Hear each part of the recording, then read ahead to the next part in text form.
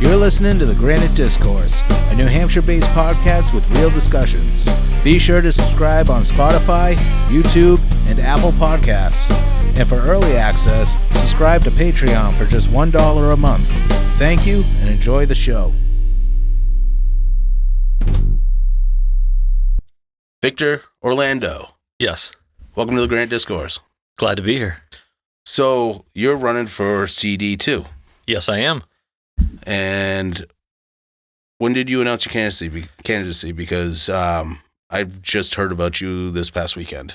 Yeah, so I'm announced at the end of January, but keep in mind I'm new to social media stuff because I work in the trade, so it wasn't really a big deal for me. So I started gaining more popularity in February, and then people really noticed me this past weekend at the state GOP meeting. So okay.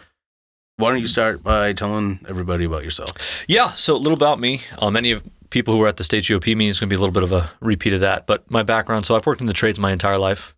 I started when I was in 6th grade doing HVAC and plumbing. I'd worked in the summers and through middle school, 6th, 7th, 8th grade. When I went to high school, I started working more full-time stuff. And basically what happened is from 9th grade through 12th, I'd get out at like 11:30, 11:45, go to work, get home around 9. Did that the whole time I was in high school. Worked summers too, full-time. When I went to college, same thing. Worked full-time while I was going to school full-time. I paid my own way. And, that's just kind of how I learned, if you want things. And I got used to making money as a kid, so I was a little rebellious. But if you want things, you got to work for them. And I learned, hey, if I work hard, I'll get what I want. And learning that early was good for me. But what happened was when I got really serious is when my son was born. I had my son when I was 22. And I bought my first house when I was 23, and my daughter was born when I was 24. So basically what happened was when I was 22, I had to stop spending all the money I was making, and I had to start focusing and really work hard because now I had a family to take care of. Kids will do that to you. Yeah. They also eat all the food too. They do. I don't understand how I keep gaining weight because, when my son was born, I was like 155, super lean. Now, I'm above 200, but But anyway, so from when I was 22 till I was 28, I took 2 jobs. I worked 100 to 120 hours a week, every single week, no vacation, nothing, to make sure I could provide for my family, put food on the table. I took every overtime I can get. I took side jobs I can get. I would literally be driving from job to job, and my wife would always be on the phone with me because I would be falling asleep as I was driving. That's how much work this was. But, I pinned my ears back, and we got through it. And I'm really proud that today I actually own my own company, have my own roofing company, and work all over the state. I was in Errol this morning quoting on a roof. And, that's basically my background. A little bit about me personally is, I'm an avid constitutionalist, really, really big on that stuff. First Amendment, freedom of speech, absolutist. I tell people I can't actually debate with you because if we engage in a debate, that means I have to admit that I'm willing to change my mind, and I'm not willing to change my mind on that. Big 2A guy. I also love the 9th Amendment. That's the one that guarantees us rights that aren't necessarily spelled out in the Constitution, which I love because it basically allows us to argue for other rights, where if it didn't say that, there's no actual argument of we have any other rights guaranteed to us. I think we're the only country that has something like that, where we're guaranteeing rights that aren't specified. In terms of hobbies and stuff, I'm very fortunate where I live. I live in New Hampshire. There's woods everywhere in New Hampshire. Love hiking, fishing, hunting. My kids and I, we love going kayaking. My house is actually on a river, and we always jump right in there and swim and kayak all the time. It's a blast. Some of the other stuff we do too is we actually have a hobby farm too. We got rabbits, goats, emus, stuff like that. And we just, have a good time. We're basically, honestly, the way I was told is we're kind of a stereotypical granite stater, where we're kind of like we have a little hobby farm, nothing too serious, and then we're also working and, just a blue-collar kind of guy. Were you born in New Hampshire? No, I wasn't born here. I actually grew up upstate New York. Basically what happened was I was fortunate that at the beginning of COVID, my house value essentially tripled, and I was able to sell that house I had in New York and then use that money to move up here so I can raise my family in a better place. The reason we moved here was specifically because we like the freedom nature of it. We like the low taxes, and the schools are great. Mm-hmm. Where some other places claim the schools are good, they're not. And there's a lot of discussion going on about how good the schools are. Are they doing better? Are they doing worse? But they're still really good here. Mm. And, I want to raise my kids in a place that values freedom, values individualism, and honestly, a place where they can still get ahead as long as they do what I did and pin their ears back. There's more than one route to success. And that's all stuff that's really, really important to me. I didn't exactly have an easy life, but to be honest, I was still very blessed. And I was fortunate because I was born in the United States, where all I had to do was work my butt off and get a little lucky. Other places, you can work your butt off your whole life and never go anywhere. Mm-hmm. So, what is the single biggest issue that made you want to run for Congress? Yeah, so that's the affordability issue. I have the same issues my neighbors have, right? I don't have my kids going to a private school. They go to the public school. We're not like crazy wealthy. We're not millionaires. We're just trying to get by week to week to week. And, I feel it when, hey, I'm going to push off filling up my heating oil tank next week because I know I have money coming in the week and I need that money for groceries right now. And I have to balance that stuff. I can't just order the stuff and not think about it like a lot of these politicians can. Yeah. And honestly, I think that's the issue we're having is, we keep electing the same type of stereotypical people to office. We're electing people who just are completely out of touch with what's going on with our neighbors. Like everyone in the state, every politician in the country agrees that there's an affordability issue. But we keep doing the same thing over and over again, which is the definition of insanity, is electing these politicians. And you know what happens? Nothing changes. But can we be surprised? What do you think is driving the affordability issue? So I think it's like a death by 1,000 cuts. So the way I look at it is you have a lot of overarching things, which are, inflation drivers like over excessive federal spending. We have a dollar demand issue in terms of an international dollar demand. And then there's also small drivers for each individual thing, whether it be healthcare or food. So like with food, we have to talk about the inputs that go into food. A lot of people think food just grows out of the ground. We all know you got to plant seeds and you put fertilizer and water them, but we don't ever think of those input costs as part of the reason why our food's getting expensive. No one's thinking about, hey, wait a second. We've lost all these local dairy farms. I'll use Milford, for example. I was over there yesterday. I was talking to the last dairy farm in Milford. There was 12 dairy farms in Milford about like 15 years ago. Now there's one. One of the things about that is, we're not talking about when you lose those dairy farms. So what happens when you have less of them, right? That means there's more transportation costs. There's more refrigeration costs because now everything has to travel further, has to be stored longer. And that's just one of the many input costs. But then we also got to look at the bigger input costs, fertilizer costs. Fertilizer's gone through the roof during the Biden administration and hasn't gone down. And it seems like it's going to keep going up. Seeds, all the different seeds, when they buy these seeds from these big companies, whether it be Bayer and stuff like that, all that stuff has gone through the roof. And if we don't address any of those issues, it's going to keep getting more and more expensive. So like that's just foods issues. We get a lot of our fertilizer from China too. We do. I know. I think I'm not going to quote the number, but I believe RFK said something like 97%. And that might have been actually pesticides and glyphosate, I believe. But we're hugely dependent on that, which is also a huge national security issue. What happens if they just adjust a little bit of the formula and they make it toxic for humans now? Mm-hmm. And also, too, hey, what if they're already doing that? We have no way of really knowing until after we spray it on our food and then we eat it and we all get sick. I mean, our cancer rates have been going up for quite some time. Just a little bit. Yeah. Yeah. What was the second one that you said? It was dollar demand? Yeah, so that's more of an overarching thing, right? That's affecting everything. So when we look at dollar demand, so we have a huge deficit issue, and that huge deficit and debt is driving down the demand for our dollars internationally. But what we also have to remember, too, is that's not the only thing driving down our dollars internationally. I'll give Trump some credit. He warned about this when Biden was in office, and Biden basically said, hey, look, we're going to take Russia off the banking system. Now, whether you're for sanctions, you're not for sanctions, whatever, but removing them from the banking system, what that did is that sent a message to every country who isn't really our ally or our friend, or rather who isn't being friendly with us, that, hey, we're willing to break the rules that we agreed to and we made during the Cold War that we're not going to do. And what that did was that told everyone in China that, hey, if we go to war with Taiwan, China goes to war with Taiwan, not us, but if China goes to war with Taiwan, that told the Chinese government we're going to sanction them and their dollars are going to be frozen. All those assets are going to be frozen. China basically had over almost $1 trillion worth of dollars. So now what have they been doing the last 4 or 5 years since that happened? They've been unloading their dollars and buying gold. They've been unloading the dollars and buying different assets and moving them around. And we've seen that with everything from countries to dictators to oligarchs. Everyone's getting rid of their dollars. So where before we can honestly print as much money as we want because the demand was just going to scoop it up. Now we're seeing that demand disappear.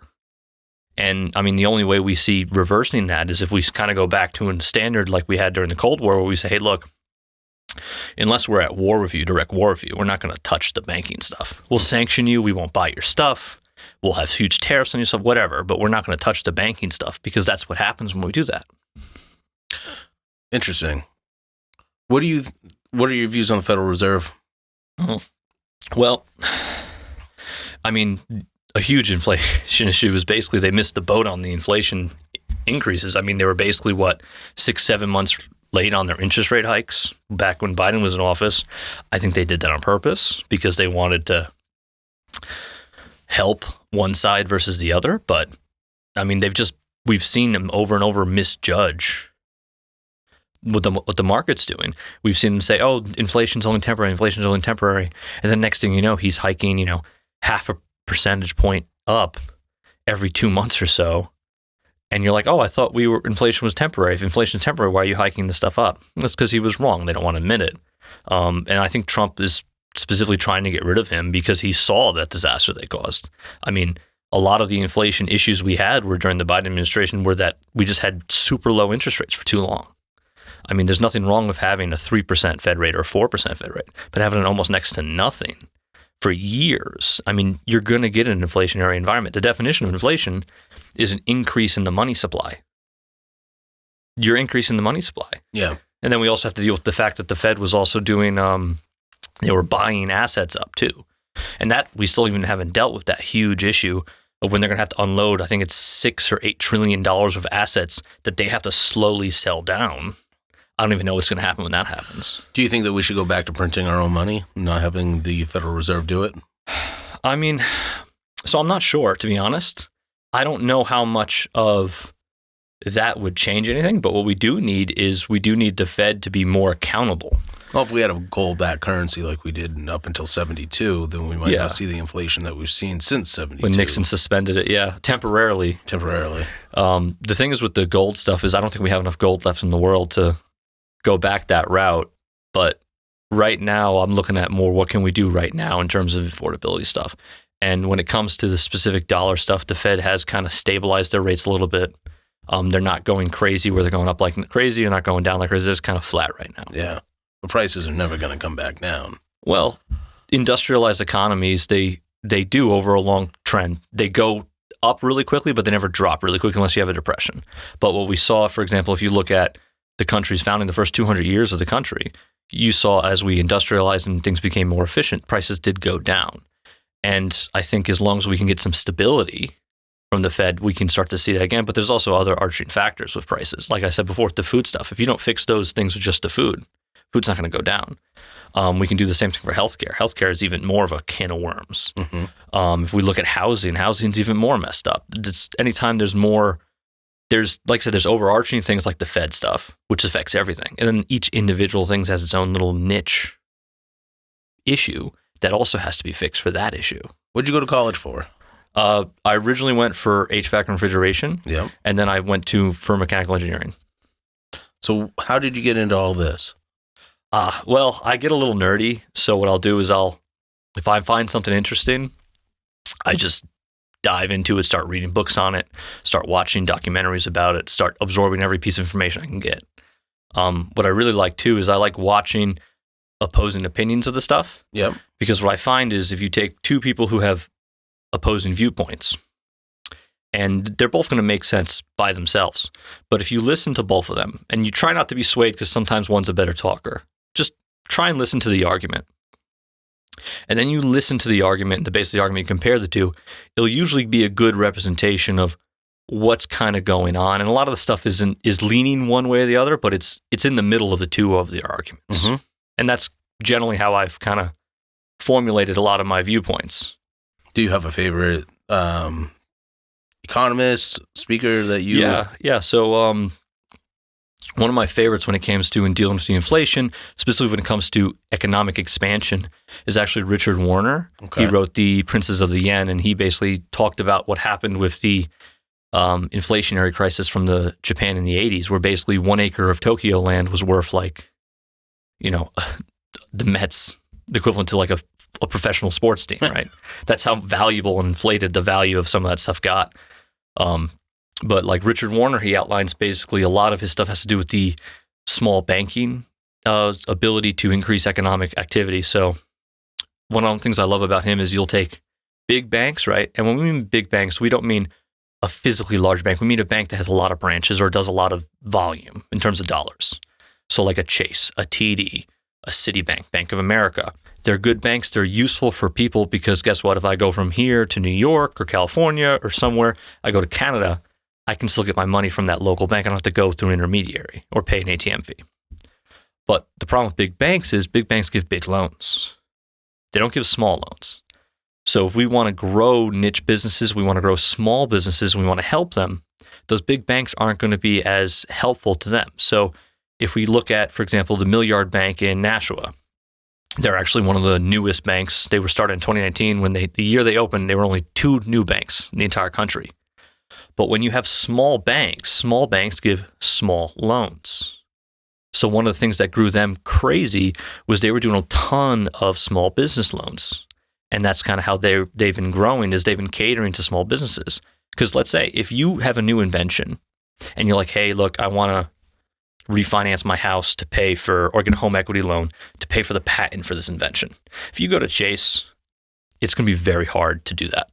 If you go to a smaller bank, it's going to be easier. It still may be hard, but it's going to be easier. The other thing we got to look at too is with small banks, they're also willing to take chances because the management structure is closer to the level where you're actually asking for permission.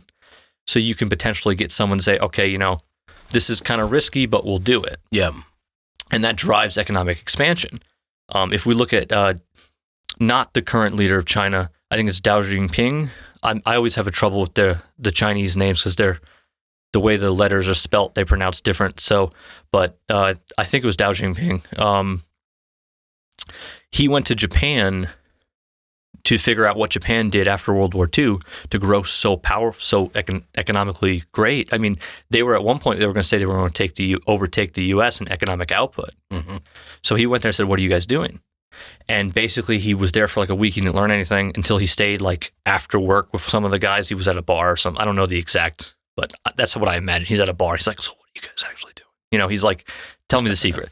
And they said, well, how many banks do you have in China? And he goes, 1.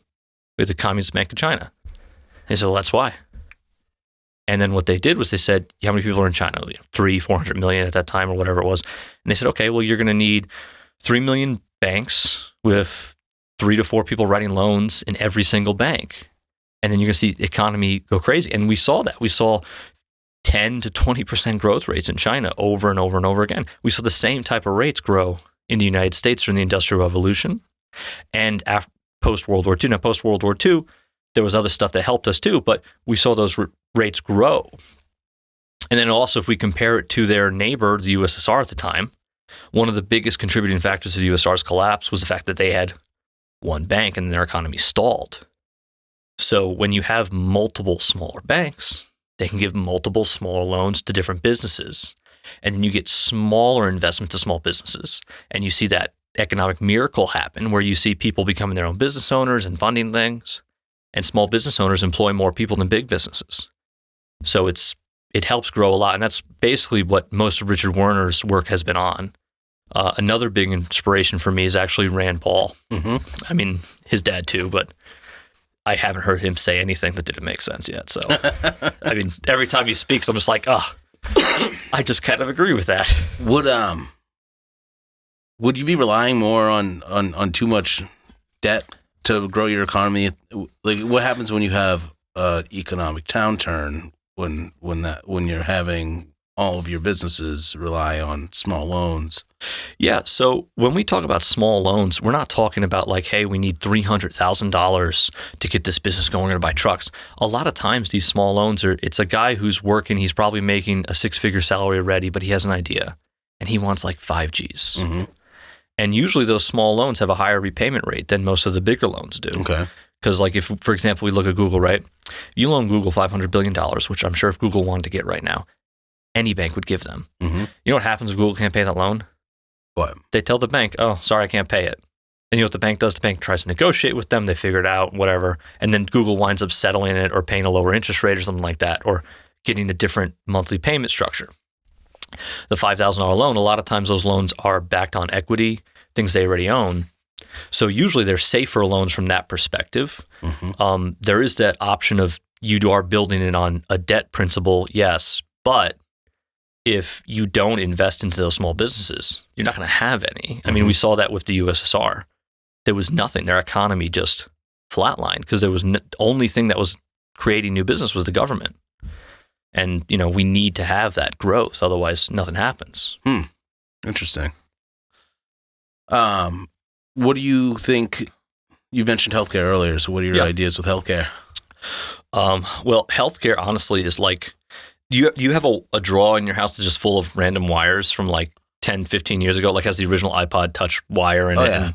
Yeah. And so that's what healthcare's issues are right now. It's just that drawer that no one opens evermore because there's a bunch of random wires and we may need one of those wires. And I think there's probably a lot of laws in the books that are like those wires. Like, we should probably get rid of them, but we keep them there just in case. So healthcare is a giant ball of crazy stuff going on. If we look at our drug prices, we look at just everything. We're paying more than anyone else in the world for healthcare, and we have the worst outcomes. Not maybe, we have the worst outcomes. So with healthcare, a lot of it's going to be unraveling some of that giant spaghetti mess.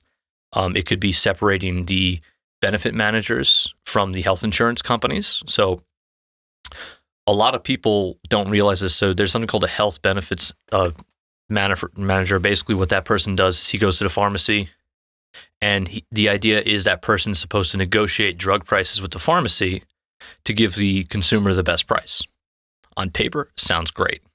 But what actually happens is the healthcare company owns, whether you have United Healthcare or Anthem or whatever, they own the benefits manager. So what happens is, let's say this is, a cancer curing drug or whatever it is, a Silverdene or burn cream or something you have to get from the pharmacy. It costs $5. Pharmacy sells it for $7. They make a little profit. So what the health benefits manager says, okay, instead of giving you $7 for this and you make $2 profit, I'll give you 10. And then you're going to give me 10 and you're going to charge the customer a $20 copay. Now, if that sounds illegal, it's because it is, but no one's enforcing it.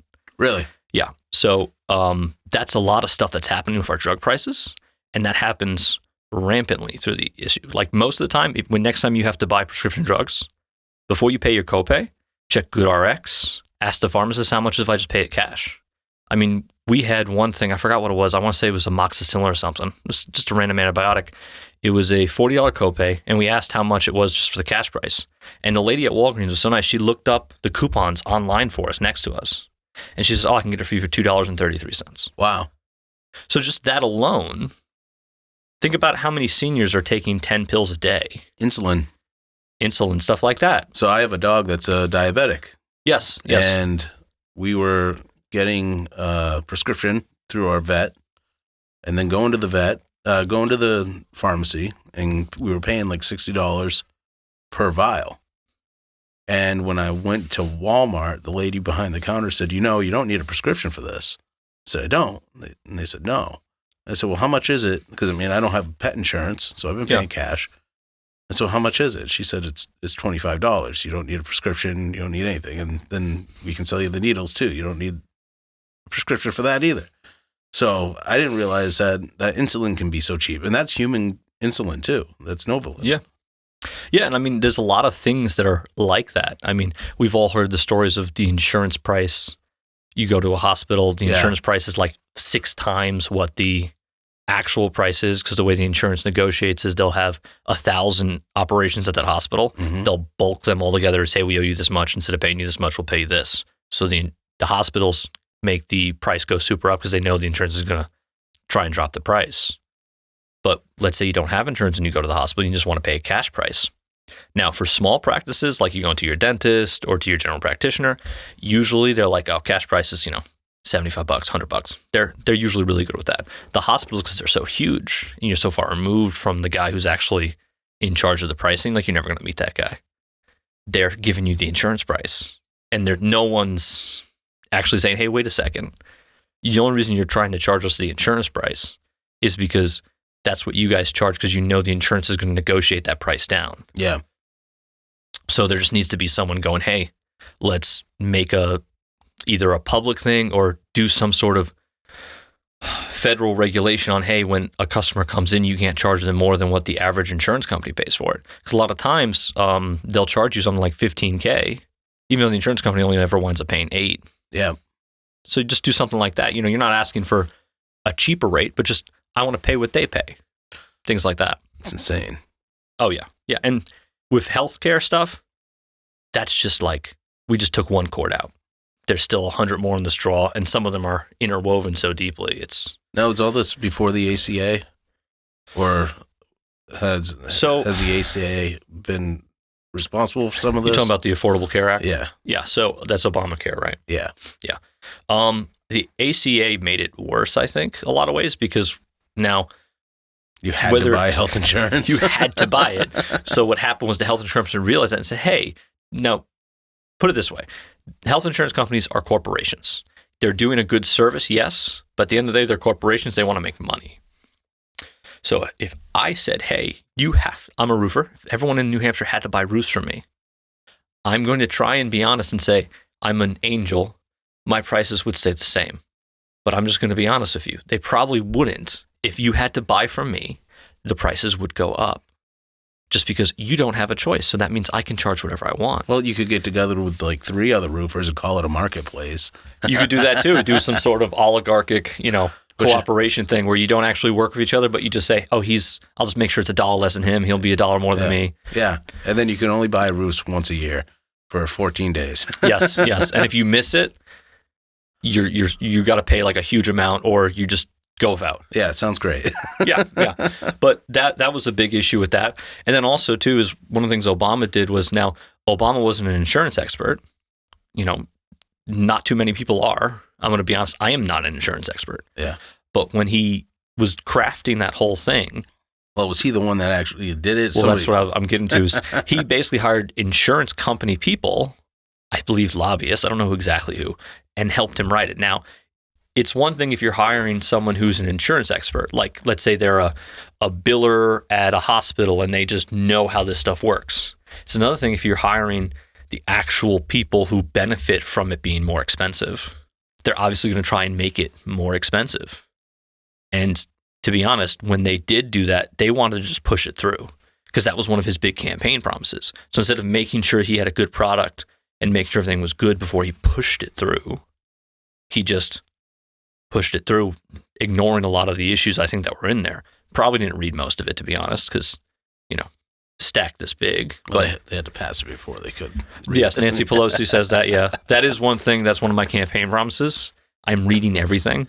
I mean, I met your son today, and he just told me, your son's in 4th grade, he's reading Harry Potter books. Yeah. I'm sorry, Harry Potter books are thicker, the font's smaller. We should be able to read the bills if we're in Congress, if there's 4th graders reading Harry Potter books. What if you can't read it? What if you don't have time?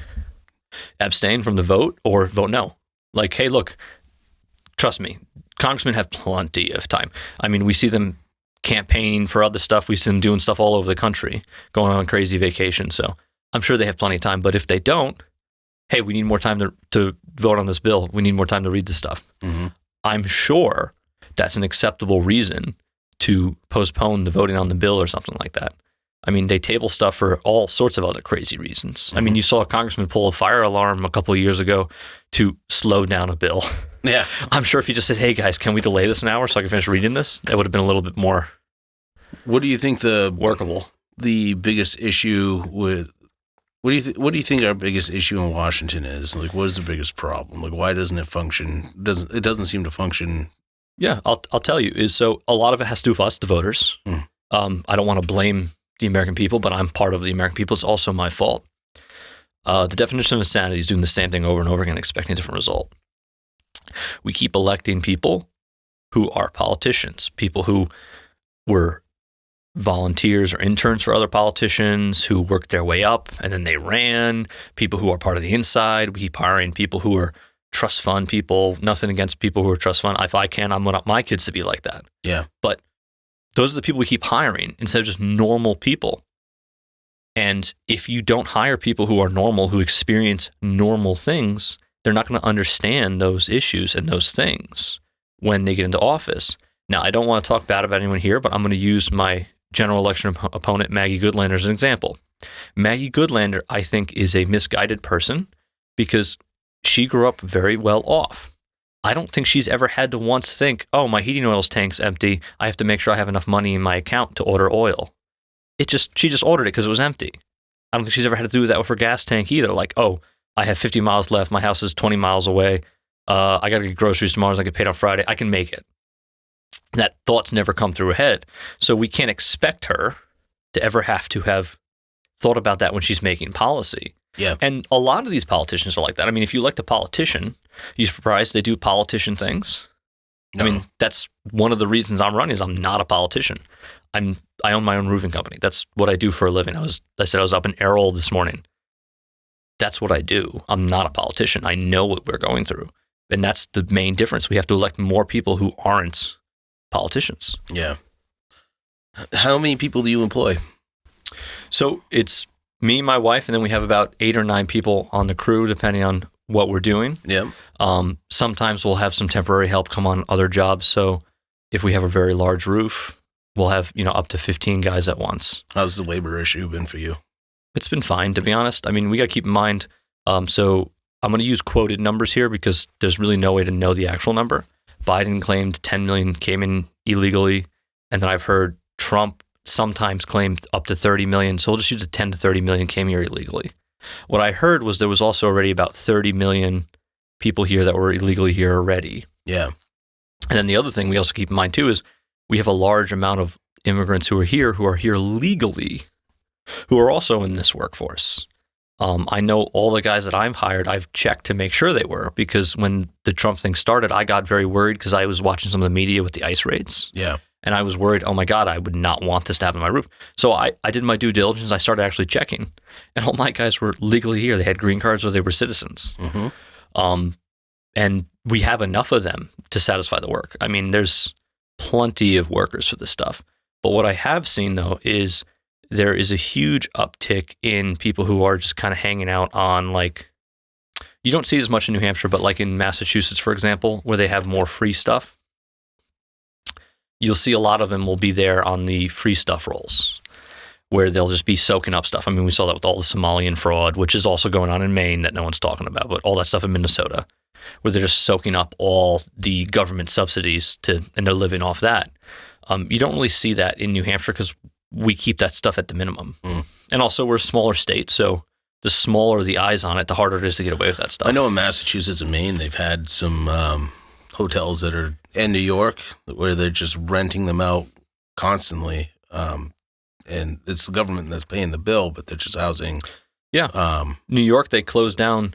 So one of the things in New York that Giuliani and Bloomberg did that was really big were they specifically made more playgrounds and more safe spaces for young adults and middle schoolers, basically people, gave them things to go and places to be so they didn't have to be in areas where sometimes they're at domestic abuse situations or sometimes they live in an area that's a lot of crime. So to keep them away from those crimes, they started making more parks, more playgrounds and stuff like that to keep those kids out.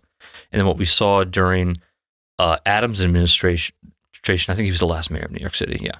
They were housing illegal immigrants in those parks, so they were closing them down. And then now you're taking the kids where you originally made these to get them away from these problems. Now they're going back into them because you're trying to house illegal immigrants in these tent cities and these parks. Yeah. And like you said, they're renting out super expensive hotels. Yeah. And it's just like, why? One of the big things running on affordability, the other big thing was immigration, was specifically, though, we need to do something legislatively about it. We've been talking about immigration problems since Clinton was in office. I mean, literally, there was a huge scandal involving the Cuban boy who came over here, and that was part of the election thing. I think that was one of the reasons Bush won Miami, was because Gore sent him back. And if we've been dealing with this since Clinton, we have to ask our legislators, say, hey, how come we haven't fixed this? Like, as much as I want to blame Biden for the open borders issue, which was his fault, at the same time, Congress should have fixed this 20 years ago. We should have designed a system that's functioning. Now, we have laws in place that are clearly violated and not being enforced, but we've all been saying that there's a problem with the way our system works for a very long time. So instead of arguing and trying to point fingers some more, look, these things happened, let's work and fix it. Because no one wants open borders. And even Trump doesn't want to see ICE agents in police gear trying to grab people. None of us want to see that. None of us want to see that. No one does. Do we have to do it? I'm not sure. But should we have to do it? We shouldn't have to do it. I mean, our country was founded on immigrants. We should know how to handle immigrants. This is not rocket science. We should have an immigration system that's functioning. And that's also one of the things I'm working on. I have some YouTube videos on how I would structure it. But of course, everything's compromised. And you know what? If Congress actually gets their job together and starts doing what they're supposed to do and legislate, maybe we don't have to worry about every 4 to 8 years we get a new president and now we get a whole new immigration policy and it's all chaos again. I think Reagan let an amnesty bill go through in the 80s too. Yeah, I mean, I go back to Clinton because, I'm a 90s kid, so Clinton's the first president I remember. But I want to say after the 60s, before the 60s, I think that you had a meritocracy for immigration. You had to have a relative here and somebody had to sign for you.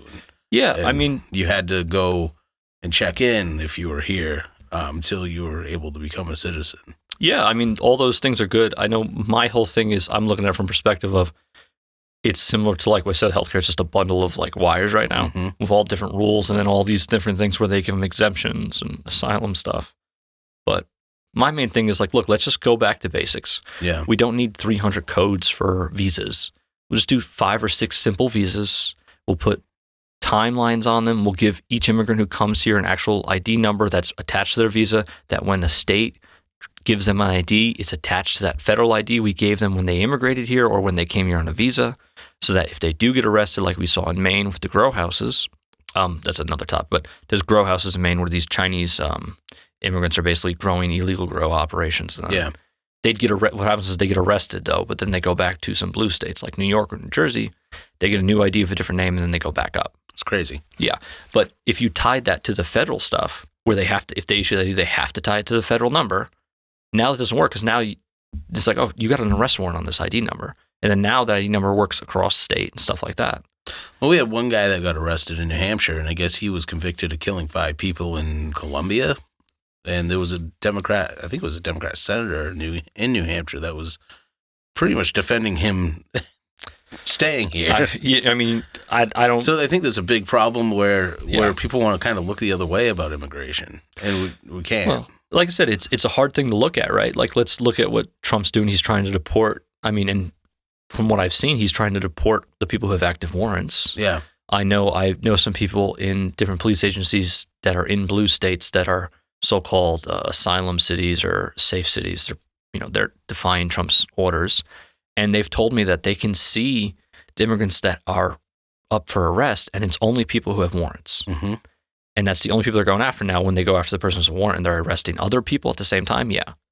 But that seems to be what he's doing. And my thing is it's hard to look at, but at some point we need to say, hey, these are the rules. Yeah. And we have to follow them. Because if me or you did that, right? Let's say we do something illegal. Let's say we go drunk driving. Then we go to New York and get another ID. We're not going to get away with that. We're going to go right to jail.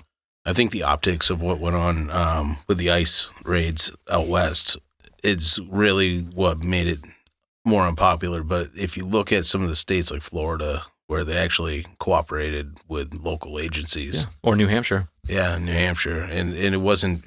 You don't have politicians calling for rebellion essentially against federal agents. I mean, one of the things we saw too is with some of these you don't have as much issues. violence. You don't have the mass protests.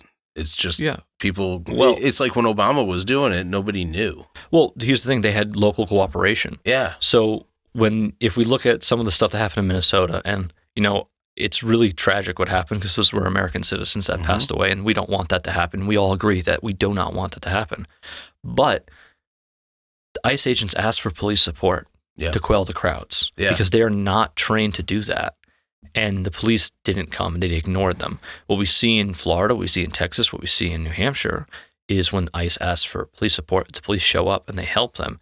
And the police who are experts at handling that type of stuff, I mean, they're trained on it, usually do a good job. Yeah. And you don't see this crazy stuff happening. They should probably look into who's organizing those protests too. I would imagine. Yeah. Yeah, I would agree with that. Man. So what are some of the other big issues that you're running on? Yeah, so I mean, we'll table the debt stuff for right now, just because I think that's another thing that everyone agrees on. But some of the smaller stuff that I'm running on is like tick-borne illness stuff. There was a big push for that before COVID, where we saw Democrats and Republicans fighting for more research grants going to that stuff, more testing going to it, and actually requiring the test to have. So right now, if you test for Lyme disease, it basically looks for biomarkers on the test. And it looks for, I think it's 3 or you need 5, but you need more than 1. But what happened was they came out with a Lyme disease vaccine in the early 2000s. And the 2 most common biomarkers, if you got the vaccine, would show up on this test. So they took those most common biomarkers off. So what you'll see is, now like I said, I don't remember if it's 3 biomarkers or 5, but what you'll see is someone will get 3 when to test positive it's 5. But because they took the 2 most common off and they're not testing for those 2 biomarkers, that test shows negative, even if they have it. And we're seeing long-term issues where people have Lyme disease for a long time. So we can do some federal stuff where we say, hey, look, you have to test for all the biomarkers when you do this, which would then make a lot more positives. And then at that point, we can do a more comprehensive test to make sure they don't have it.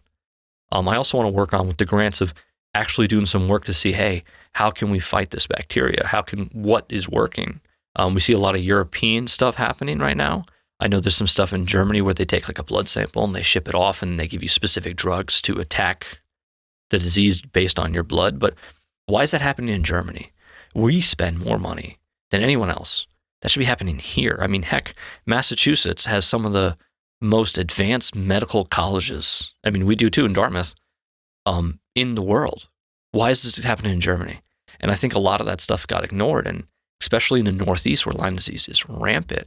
We need to start doing this stuff. I know one of the things I want to do too, and this is more aligned with the left and the right, is I really think we should be testing the kids twice a year. They're talking about vaccine schedules and they're talking about giving the kids vitamins from the doctors. I think part of your yearly checkup or your twice a yearly checkup should be a quick Lyme disease test. I mean, it's common enough in New Hampshire to just do it. And hey, look, let's say we do this test and, we do it over 10 years and you get 2 tests a year, that's 20 tests. Let's say it only tests positive 1 time. Well, guess what? We potentially just saved that kid a lifetime of agony. Because usually what happens is when you get Lyme disease, you don't know. Because the rash only shows up, I don't know the exact percentage, but it's either 50 or 75. It's like around there, 50 or 75% of the time. So they don't think they get Lyme disease. Sometimes when they test for it afterwards, it doesn't show up. So what happens is now this kid is suffering with this disease. They'll be complaining about pains. They'll be complaining about headaches. Some get early onset arthritis. And then it just goes ignored because, be honest, it's hard to differentiate when your 10-year-old is complaining about something if he's just being, a 10-year-old complaining or if he's actually in pain. And then by the time they actually catch it, it's 5-6 years later, and now it's done some permanent damage. I mean, those spirochetes, so the Lyme disease, it's a spiral, right? It basically looks like a little corkscrew. But what happens is that corkscrew drills into different parts of your body and hides. And they found that it actually does break the blood-brain barrier. So the spirochetes get into your brain and start messing stuff up like that. You see cognitive issues, you see memory loss happen. And this is all long-term stuff of something that we can catch. And if you catch it early, we can kill it with antibiotics. Mm-hmm. And also, if we catch it early, we can continue testing for it and make sure they're not having stuff coming up. And then when you do have a flare-up of some symptoms, hey, I had Lyme disease before, let's check that to make sure it's not still there. And you can attack it right away. Versus if you have arthritis, for example, they're going to try and treat the arthritis and they're going to ignore, they're not going to check for Lyme disease. They're going to say, oh, you have arthritis, probably some injury or, you're getting old or something. And that's for older people. Younger people, they probably just ignore them. Can your immune system fight off Lyme disease? No, it cannot. So if you get Lyme disease, there's a chance when a tick bites you, it doesn't give it to you, even if it carries it. So from my understanding, the little tiny first ticks, so ticks bite like 3 meals their whole life before they start reproducing. The deer ticks are the worst, right? Yeah. But they can't actually spread Lyme disease until they bite you a second time, because the first time they don't carry it because it's not transferable from the mom tick to the baby ticks. So the little tiny ones aren't as much of a danger for Lyme disease. I don't know about the other bacteria because they have all sorts.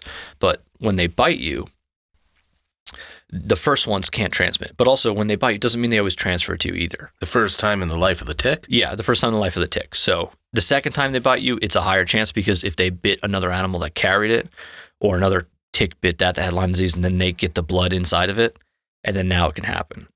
But with specifically, just because a tick bit you doesn't mean you have Lyme disease. But the chances are pretty high. Almost every tick has some sort of super bad bacteria. Whether it starts with a B, it's a very hard word to pronounce. I'm not going to try. But there's a bacteria in there that makes you allergic to red meat. Yeah, I've heard about that one. Yeah, it's a long word, probably 50 syllables long. And I thought that one was more related to the Lone Star tick. It is, but the thing is, all these ticks are carrying hundreds of different bacteria. Yep. And Lyme disease is just the tip of the iceberg. That's the big one, because I was always under the impression that it didn't transmit the Lyme until it was dislodging from you. So that's a common myth. Really? And keep in mind, it's hard to test, right? Because you're doing anecdotal evidence from what people have told you. Mm-hmm. Like, no one's attaching a tick with Lyme disease to a person and then testing, okay, this person had it on for 10 hours and nothing happens. No one's doing that test. Yep. So a lot of the evidence we have to base that off of is anecdotal evidence. And I think it's up to half of the reported Lyme disease cases, people don't even remember getting a bullseye. And people talk about, they had a tick on them, and they just remember pulling it off before it even had its full blood meal. So you can transfer. It depends on the specific application. And like I said, again, it's hard to actually test that because it's anecdotal evidence, right? Do you have Lyme? Did you get it? I do not have Lyme. I have some people I know who have Lyme disease. One of my mentors actually had a really bad case. He's actually getting treatment now. He had it from 2017 to now, and he never got a bullseye. He never got any of that. He just was like, I had the symptoms, but I just thought it was from me working too much. Because keep in mind, a lot of the early symptoms are just burnout type of symptoms, like, you're really tired, your memory's a little foggy, your joints are sore, especially if you work in manual labor. Joints being sore isn't like an unusual thing. You work a 12-hour shift doing manual labor, you're going to be sore. Yeah. So a lot of times these guys ignore it, and it gets really bad as it gets prolonged and stuff. I was under the impression that the deer tick was the only thing that really spread it around here. Like, wood ticks don't carry it. For Lyme disease, the deer tick spreads it the most, but I think they've found different bacteria or bacteria similar to Lyme on almost every tick. So if you get bit by something, you should get checked out. That was like a very common thing in like the 2000s. I feel like a lot of people had Lyme disease back then, and then now you don't hear about it as much. Well, that was also when the Lyme disease vaccine came out. That I don't know if it was effective or not effective, but it came out and then disappeared like 2 years later. Why? I have no idea. I don't know if they pulled it. It wasn't selling. I mean, I don't know. I know it was out, and I remember seeing it out, and then it was never seen again. I don't know if it wasn't effective. If it was effective, it just disappeared. For humans? Yeah, it was for humans, yeah. Like I said, I don't know what happened to it. It could have been pulled because it caused issues, or it could have been pulled because it didn't get sell. Huh. Yeah, we can probably pull that up, actually.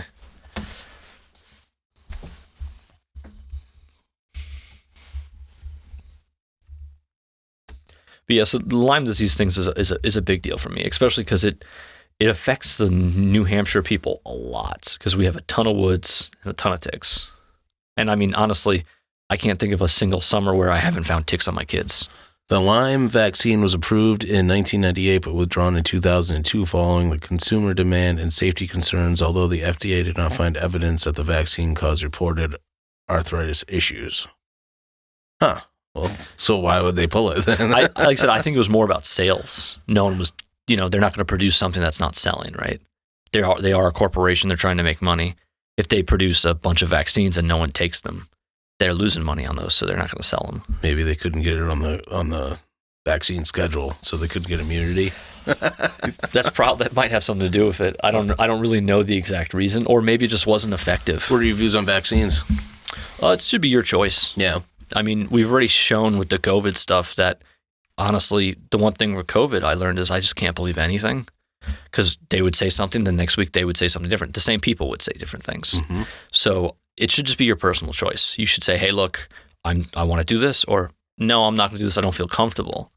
I will say that it is very personal when you do it, because only you know what's good for you. It should be your choice. And also, you also know where you're going. Or do you have people around you who are immunocompromised and you want to just make sure you're extra safe for them? Or are you saying, hey, no, I don't believe in what they're doing. I don't like the science behind them. And that should be your choice, just like everything else's. When the COVID vaccine first came out, it was 100% effective, and now it doesn't seem to work. RFK's talked about that quite a bit. And I mean, we know how honest of a guy Tony Fauci is. Yeah. I was saying that with sarcasm for anyone listening.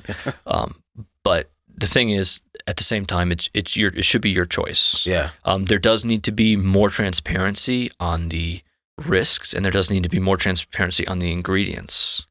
Like I know some of the agitators in the vaccine. An agitator is basically to promote immune response to the vaccine, because they want your body to learn how to fight the disease. They put agitators in there. Some of those agitators are heavy metals. And I don't know the exact studies that RFK quoted, but he quoted some studies where they actually tested them in monkeys, and they found they do break the blood-brain barrier, and that can cause issues. And that's, again, where I say it should be personal choice, because some people are more sensitive to that than others. And if you have it as a personal choice, you'll generally know, hey, I'm more sensitive to this, or my family is, so I'm going to avoid this one. As opposed to saying you have to take this, because now you have to take it. And that's not right. How about the vaccine schedule for kids to go to school? It should be completely parental choice. Yeah. Like I said, when the kids turn 18, if they want to do it, that's their choice, but it should be parent choice. Yeah. So you were in New York when COVID hit? Yeah, I was. I was actually, I was a watch engineer in a big hospital there. We actually had the first COVID case in New York there. Oh, really? Yeah, it was funny because I remember they told us it was not nice to the patients to wear masks around them. And they told us, you're going to get written up if you wear a mask around the patients that have COVID, because it makes them, it decreases the human interaction. It's not nice. Mm-hmm. And then a week later, they told us we had to wear masks everywhere in the hospital. And we were like, you just told us. It was kind of funny. So what was that like? It kind of sucked. Yeah, I bet. Because, that was, at that time, that was my night job. So, just walking around with the mask on all the time, it was hard. But we got through it, I will say, because... Were there a lot of patients in there with COVID? No. The place was pretty much... It dead? was empty. Like, I know the ER was the hospital I specifically worked at was a very, very busy hospital. It was one of the biggest in New York. The ER was like empty. It was like nobody there. And like the funny thing was they were reporting that there was like no one can get in the ER, no one can get in the ER. If you just looked in the parking lot, this campus for this hospital had like 15,000 people employed at all times. That's how big of a hospital this was. It was a university too, and if you looked in the parking lot, it was like empty. There was like no one there. And they were reporting that it was the news was. Now I don't know about other hospitals. Like this one wasn't in New York City. This one was on Long Island. I don't know about other hospitals. Well, when all that was going down, I remember videos coming out where they were playing news reports of certain ERs being completely full. Yeah, and then somebody would go in there with a camera and say, "There's no one here." So the hospital I was in, that's how it was. There was nobody there. That's crazy. But like I said, I don't know what the hospitals in Queens looked like. Did you guys have one of the freezer trailers? No, we never had that. No. That was one thing they were putting on the news too. I wonder now if that was even real. I don't know. Yeah. Our hospital never had that. One of the things we did see was there was a lot of panic, and that's what we saw. We saw people who were. These were some of the most educated people in the world. And instead of using their giant brains, which they had because the amount of schooling they went through, you cannot do that if you don't have a huge brain. But instead of using that huge brain, they were going complete emotional, complete irrational, and just doing gut decisions. And what I found was, if you buy a Ferrari's got a nice engine, tuned, all that stuff. But if you only ever drive at 20 miles an hour, it's not any different than the hoopty that I got for $1,000. Mm-hmm. That's the same thing. Like these people were very intelligent, but I think it was a lot of emotional stuff. There's a lot of unknowns, and people were scared. And the reaction of the fear, instead of using rational and being, hey, look, we know this, we know this, let's use the knowns, they were just reacting off of fear. That's crazy. And I mean, our politicians were doing the same thing. Governor Cuomo was... But they were projecting it. They were. And Governor Cuomo was the governor of New York at the time. And the craziest thing was if you watch some of his press conferences, like when he was making the prisoners make hand sanitizers, I mean, he was literally having people smell his fingers because the hand sanitizers smell so good. It was That's creepy. The weirdest, creepiest stuff you've ever seen. I bet that's not the only time Cuomo made somebody smell his fingers. I'm sure it's not. But literally, if you, I don't know, it'd be a little hard to find, but he unveiled their new hand sanitizer. And he's like, oh, smells like lavender. And he goes, oh, here, smell this, to the guy next to him. It was just funny. But they were just making bad decisions. I mean, they were all acting off of fear and letting their emotions control them. Yeah. I mean, the one thing we need from our leaders in crisis is the exact opposite of that. Yeah. We need people to say, hey, look, we're all scared, but we need to use our brains.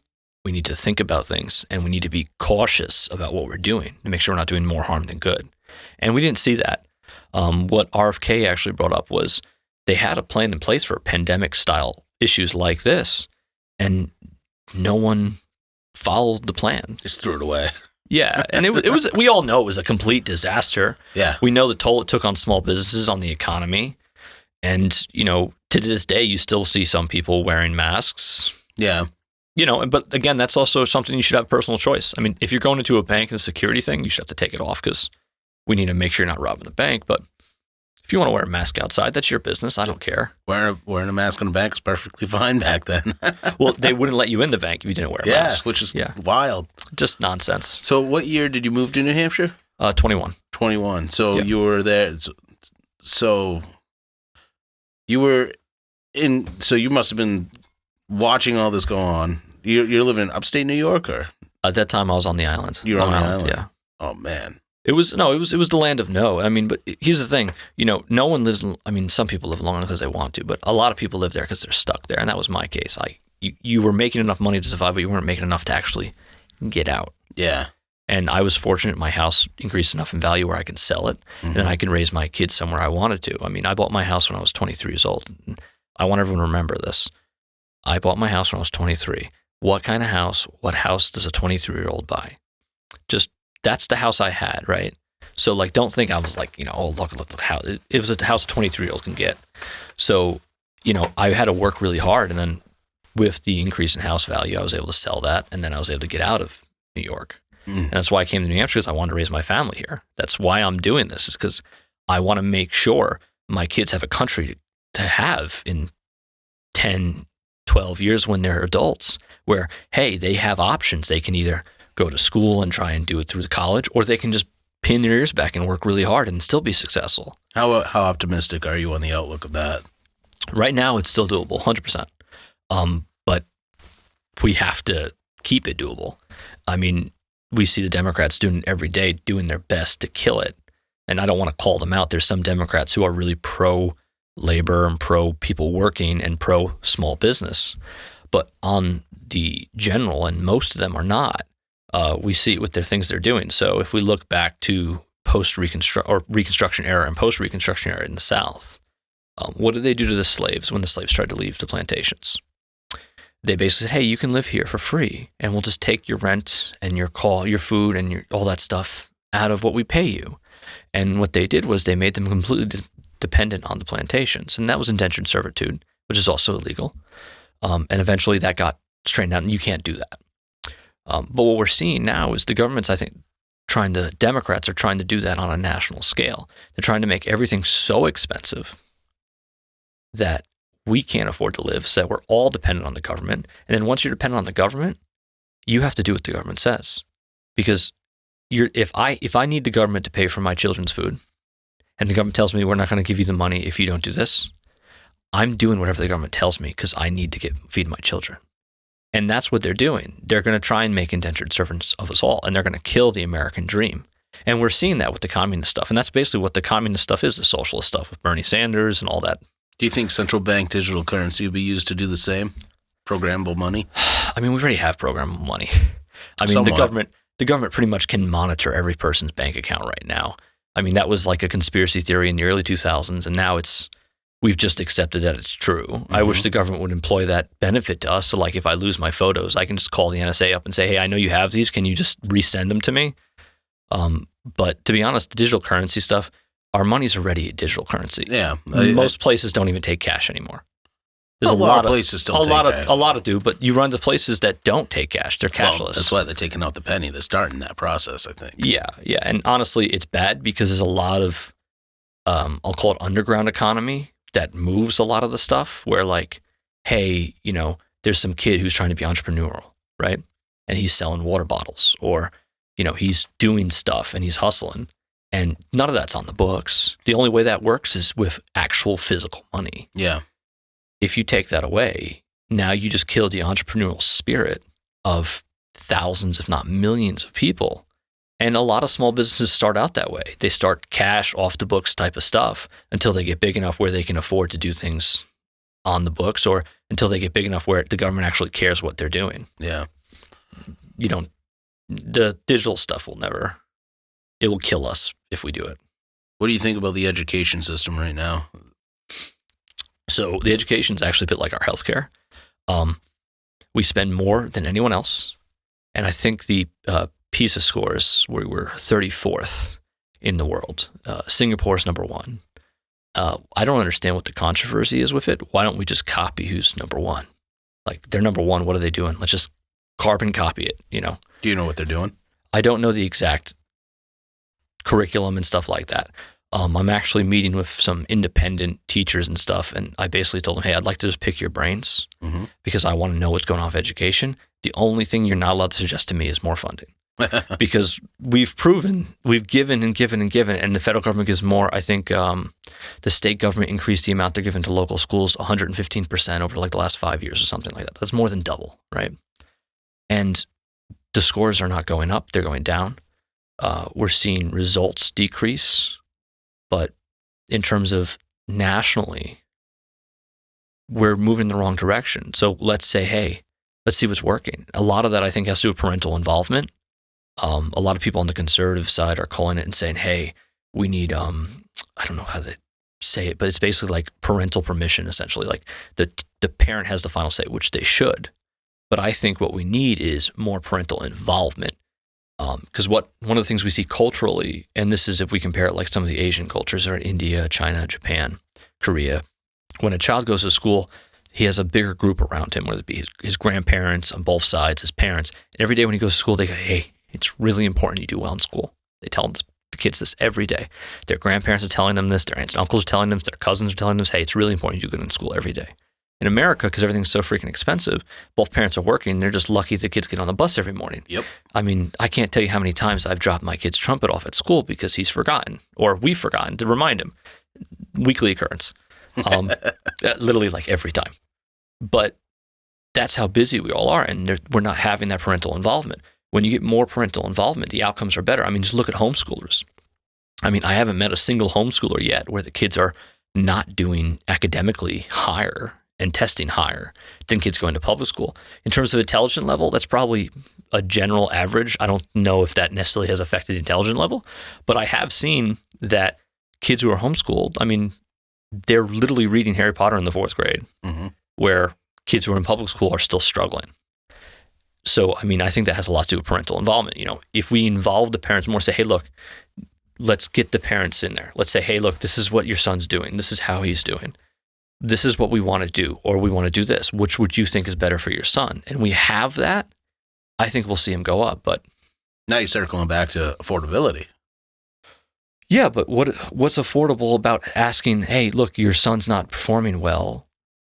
We're teaching him this way. What if we start teaching him this way? I mean, it doesn't cost anything to do something different on a blackboard. Well, I think a lot of parents are using public school, not using public school, but they rely on public schools almost as daycare. Is a warehouse for our kids who are in the school so we can go out and work, yeah. Exactly. Yeah.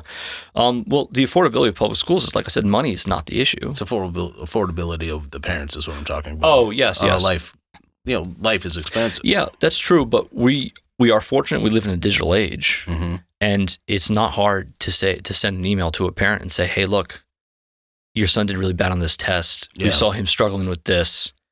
We think we can give him some extra help in this category or this category. What do you think? I know people that have had their kids in public school who have requested that, Yeah. and they don't get that cooperation. But that's my point, is that's what we need, is we need that cooperation, because let's be honest, the teachers are only there for a certain amount of time. Yeah. I don't know what the lesson plan time is right now, but it's like a 40-minute lesson, and maybe there's 10 minutes of actual learning going on. And a lot of that stuff has to be involved with the parents reinforced at home. Otherwise, it doesn't catch. And the way the teachers do that is they just give them a lot of homework. And then the kids, they either do it or they don't. Yeah. Sometimes they just copy from their friends. I mean, I went to school. I never liked homework. No. But the only thing that I'm seeing in these other cultures, the biggest thing is the involvement. But like I said, I'm meeting with some independent teachers to pick their brains on it too, because it is a national issue and nothing's happening. And right now, the Department of Education, since we've enacted it, it's just made things worse. We haven't seen an improvement in scores. Since Jimmy Carter made that, it's just been going downhill from there. So I'd like to know what the heck they're actually doing. Yeah. Like, they talked about auditing the Fed. We need to audit the Department of Education. You need to audit it all, everything. Yeah, everything needs to be. And here's the cool thing. That's Congress's job. Like, one of the biggest issues with Doge was, like, I loved it. But, like, I'm like, hey, Congress can already do that. Like, Yep. They legitimately, that's their job, the They power don't- of the purse. They don't want to. Well, stop electing politicians. I know. I mean, if they'll let me, I'll dig in every book. It's crazy that Congress has a 30% approval rating, but we keep electing the same people. Yeah, well, I mean, in general they do, but I think what happens is the individual people, we wind up liking some of them, because some of them are probably nice guys, but... How did somebody like Nancy Pelosi get reelected for, 30 years? That's the party politics stuff. They get in, they get stuck there. They just keep campaigning because they're known on a ballot. People vote for the people they know. I mean, I know her. I wouldn't vote for her. I mean, I wouldn't vote for her either, but you keep in mind, we're also a little different than the average person. We're talking about this stuff. Most people are apolitical. Yeah. They don't follow politics. They don't keep up with that. They only make an issue when they have a problem. Do you think that's by design through the education system? Well, I don't know, but I will say it's interesting that our libraries don't have anything on the Federalist Papers in them. We're arguing if they should have trans books in the libraries, but if you ask, is there any Federalist Papers or books on the Declaration of Independence? Maybe Declaration of Independence. There's nothing in the Federalist Papers. Yeah. I guarantee you. You go into elementary school and say, hey, do you have a book on the Federalist Papers that's for like 6-year-olds or 7-year-olds? I bet you there's nothing. Explaining to them why they have the rights, where they outline the debates and stuff like that. There's nothing, I bet. Mm. So there's a good portion of that's probably that way. But also, I think people are busy, right? Yeah. If we talk about people with kids, right? We just talk about how they're working. They're using basically school as a warehouse for their kids because they have to work so much because everything's so expensive. And then now we're going to see if they actually can follow politics and that whole complex nonsense. So Time. yeah, no, it all goes back to that. I think that the Republican Party, if they shifted their priorities towards making things more affordable, and I'm not saying that mass welfare state or anything like that, No. but good policies that don't increase spending, where you can make it where somebody can raise a family on a single income again, that would, you would win elections for generations. Well, what we need is the Republican Party leadership to say, okay, guys, this is what we all stand for. Yeah. If you elect us and you put our candidates in office, the first thing we're going to do is this, second thing we're going to do this, second thing we're going to do is this, third, fourth, fifth, whatever, and we make that commitment and then we do it, we would see that. The problem is, to be honest, what I've seen is with the Democrats, they get their people in line and they don't let them debate. Nope. With the Republicans, because we believe in free speech and we believe you have the right, what happens is, because we believe we should talk and we should argue about this stuff, we wind up splintering. Yeah. And then none of us can agree on anything.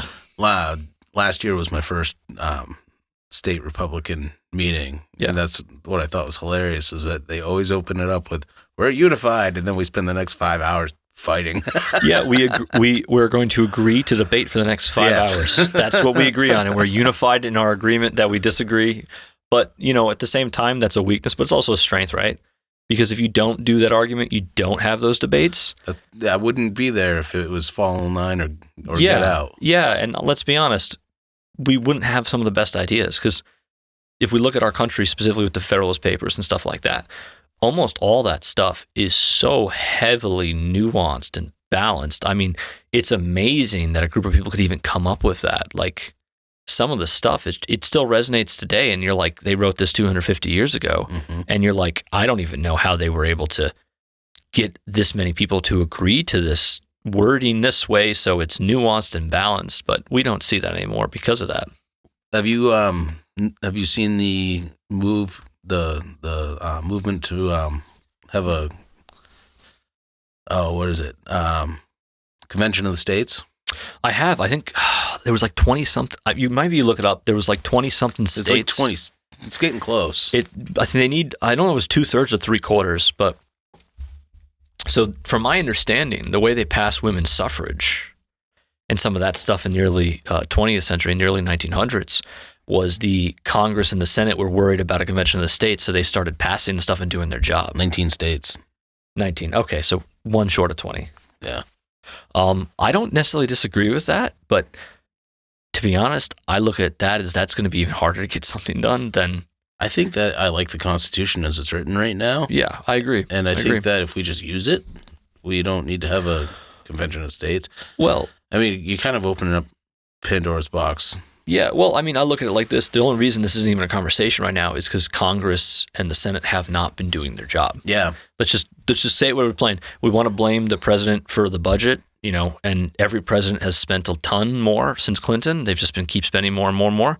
Well, let's call it what it is. Congress controls the power of the purse. Yeah. Congress can fix the budget tomorrow if they choose to. They can fix anything. They can change laws. They can do literally anything. They're choosing not to.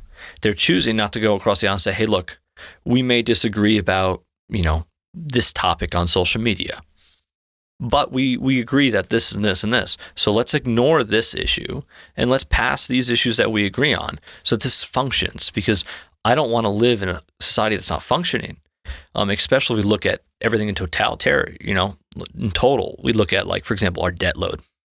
Then we look at the fact that Congress and the legislative branch isn't functioning. And then we look at, historically speaking, when we look at when Julius Caesar took over Rome, the Senate was performing so badly, they couldn't even agree on what date the meeting was. I mean, like, we're in the meeting, we're arguing if it should be like the date from last week when we tabled the meeting or if it should be today's date. That's what they're arguing about. That's how dysfunctional they became.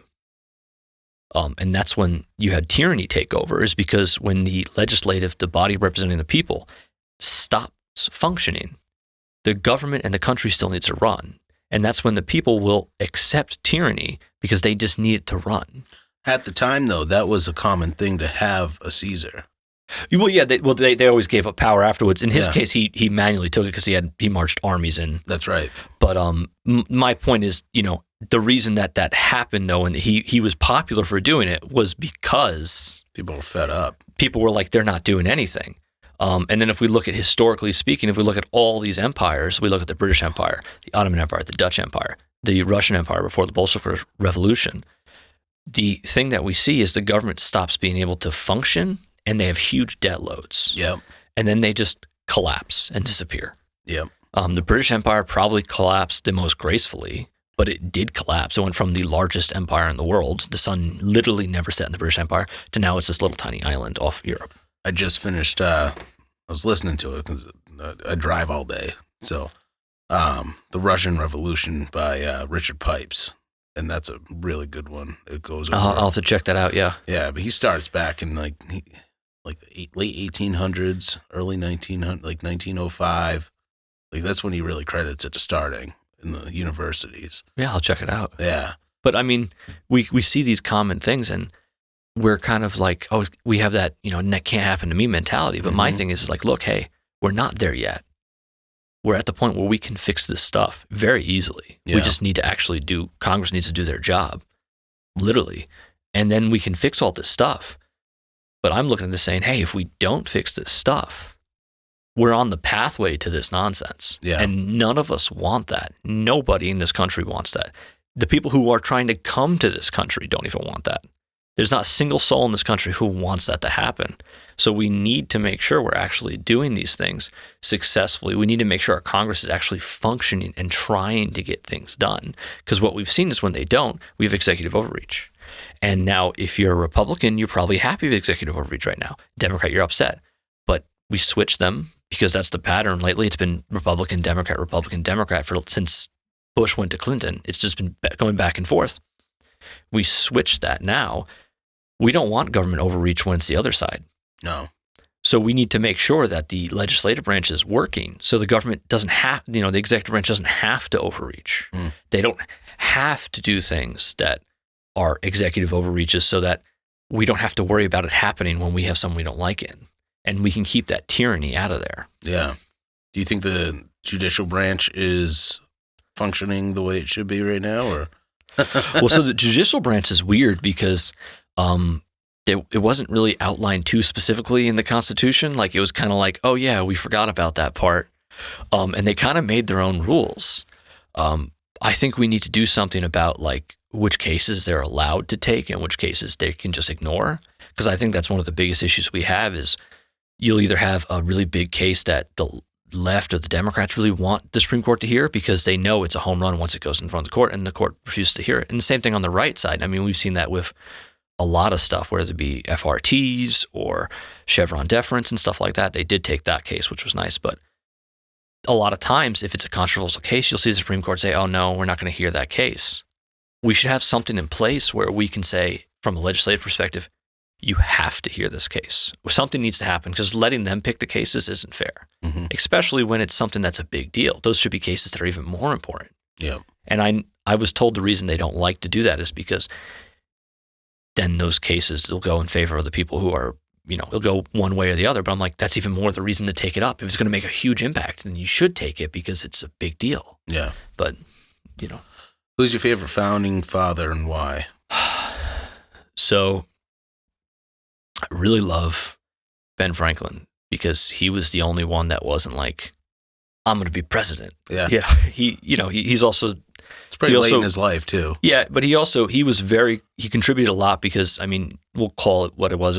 He did a lot of propaganda for the American Revolution. Yeah. He was doing the newspaper stuffs. He was also funding a large portion of it because he was very wealthy. He also was negotiating with France and helped France get on our side to help fight against the British, which took a lot of the British attention away from us. Like one of the things that we forget is the French helped us so much in the Revolutionary War that they bankrupted themselves and led to the French Revolution. That was one of the things of why they had the French Revolution is because they spent so much money helping us. He's one of my favorites, and this one's not really a founding father, but I kind of consider him a founding father because he was a POW from the Revolutionary War, and that's Andrew Jackson. And just because Andrew Jackson did something that no other president's done, he got rid of the deficit and we had no debt. He also made sure the country was functioning. I remember there was a quote of him where there was one of the states were talking about secession, and he basically said, if you try and secede, I'm going to come down there and hang every single one of you myself. Yeah. And the keep in mind, this is the guy that basically stopped the British from invading Louisiana Purchase from Louisiana, Battle of Louisiana and stuff like that. And he single-digit casualties against the most powerful government and military in the world. And he just completely beat them up. Yeah. And, you have the Southern governors like, oh, yeah, I'm not going to mess with him. And I think after the treaty was signed to end the War of 1812, he still saw it. They didn't know. That was when the battle was. Yeah, they didn't know it was over. The idea was, though, they had a feeling because the British did this with the French where they signed the peace treaty, and if they had won that battle, the British would have just ignored the treaty. That was that's one of the reasons why that was such a important battle. Oh. Is because that was the idea, because they did that with the French many times. Because you keep in mind of when this is occurring, the War of 1812, Napoleon's been fighting the British government for 10, 15 years now. And the reason there were so many Napoleonic wars was because the British government would keep signing a peace treaty and going back to war, peace treaty going back to war. So there was a lot of belief that they would have just kept going had they had beaten Andrew Jackson in that battle. We better win this one, boys. Well, if you saw what he did too, he truly had I think they said it was 7 languages. They were translating the battle plans in 7 languages to different people there. That's how diverse the battle thing was. It was very impressive. I don't know the exact number of languages, but I think it's 7. And they just different languages would be French, English. They had Germans. They had some Native American languages in there too. I think that was probably the rest of them. Some Spanish, and they literally won. I think there was single-digit casualties. I don't know the exact number, but it was very, very low. Yeah. Especially for a battle at that time. This is all stuff they don't teach in schools anymore. Well, no, but that's one of the reasons why Andrew Jackson is one of my favorites. Yeah. And like I said, he's kind of a founding father because he fought in the Revolutionary War. He was he was the first president. I think he was the only president to be POW. But who was a POW rather. But they tried to assassinate him too. First president to have an assassination attempt made on him. He beat the guy with his cane. Literally, they had to pull him off the guy who was trying to kill him. They hit him though, right? So from my understanding, the guy had 2 pistols. He pulled one, and it was like a 1 in 100 chance it didn't go off. And then he pulled the other one. The other one didn't go off either. And then Andrew Jackson basically took his cane and just started wailing on the guy. I thought he got shot once. Oh yeah, he was in like tons of duels. Yeah, he had multiple bullets in his body that they never took out. I thought it was a custom back then, though, when you were in a duel that you actually didn't shoot at the person. You always shot away. I mean, I wouldn't know, but... And Burr was like, no, I'm going to shoot him when he killed that. Oh, yeah. Well, I mean, if you look at his early life, it was like... I mean, he was like the definition of an angry young man. Like, he would challenge everyone to duels, and he was shooting people and... Burr. Well, Jackson too. Both of them, honestly. But like I said, that was a different time, and I don't know how acceptable duels were. Like, were duels the same way me and you would look at a duel now and be like, that guy's out of his mind? I think that might have been the case. I think it was getting there at that point. Well, Andrew Jackson people were legitimately like scared of him. He coined the for the people, by the people thing. He was the first president. His first election, he actually won the popular vote by a huge margin. It wasn't like we see now at these elections where it's like a couple million. Like he won like 45% of the vote, and the other guy won like 20. He ran against John Quincy Adams, right? Yep, Quincy Adams, and then the next year he ran again, and that's when he got in. But he won the popular vote by a huge margin, and he just basically kept campaigning afterwards. So yeah. So how many people in your circle of Republicans? How many of them are around your age? Because you're a young guy. It's actually quite a lot. We have so I belong to the Hollis Republican Town Committee, and one of the things we've been really working on is getting people, like young people, into it. And what we've been doing is we call it the Big Daddy Caucus. It's just like a group chat of like 90 of us people around the same age that we're just texting each other things from, hey, where do you guys go get a haircut? Or funny memes we find. And that's basically what we're doing. So there's actually a lot of young people who are conservative who are into this type of stuff. But I think one of the issues we're seeing is they're not coming out or they're not getting involved is because they don't see anyone like them. Like, to be honest, when I was younger and I was working hard, I was working 2 jobs. I always went out to vote, but I never felt related to any of the candidates. I was just like, I'm picking this guy because he's the lesser of 2 evils. Were you always a Republican? Yeah. I was always a Republican. Yeah. Since I turned 18. Since you turned 18? Yeah, registered first time. They did it in the high school. I remember the teacher was giving us the registration stuff. And I checked. I was the only person in my class who registered as a Republican. And the teacher was like, oh, you registered as a Republican? I was like, yeah. Out of all those people around your age, how many of them do you think are worried of getting involved because they might have a business or they're self-employed? They're worried about like their work. I'm not sure. Were you worried? I wasn't, and then I've had some people tell me, "Oh, you're running for Congress, right?" And I was like, "Yeah. Can you mind if I get my deposit back?" Seriously? Yeah, it's happened to me a couple times, and Why? Well, they told me they don't support Republicans, and I was like, okay, that's fine. You have your beliefs. I'm not. You can hire whoever you want. You have that right. I'm sure there's probably a little bit of it. I don't know if it's so much that, or like I said, they just feel alienated, right? Like Trump got a lot of turnout because he was speaking for things that people cared about. Like the Republicans see him as a phenomenon, but let's just be honest. He was just saying what we were all feeling. He said the quiet part out loud, mm-hmm. and that's why people backed him up and voted for him. We look at like now though, let's just call it what it is. A lot of these candidates, they don't relate to people who are working, who have families still. A lot of them relate more to my parents than me. They're the same generation. We don't see that. I mean, how many of these candidates have worked labor their whole life, have actually worked in the trades, have had to swing a hammer? Now, I'm sure some of them have done fundraisers and I did that one summer, but like, did you do that all through college? And we don't see that. And people don't like voting for people who aren't like them. How's the reception been since you've announced? The reception, other than people asking for their money back. Yeah, well, you gotta be fundraising now, right? That happened a couple times. No one's asked for the money back for the fundraising, fortunately. I just started doing some more of that, but it's been really warm reception. I got to be honest, the local politician stuff, like the really small guys, whether it be your selectmen or your aldermen or there's like 30,000 names for them in New Hampshire because we like to be different. Yep. But the local town committees have been absolutely fantastic. Like, they are so warm and welcoming, and they give you the opportunity to differentiate yourself, to say your opinion, to tell them what you think. But they also have really good questions. So like, they'll ask you the hard questions and they'll make you answer them.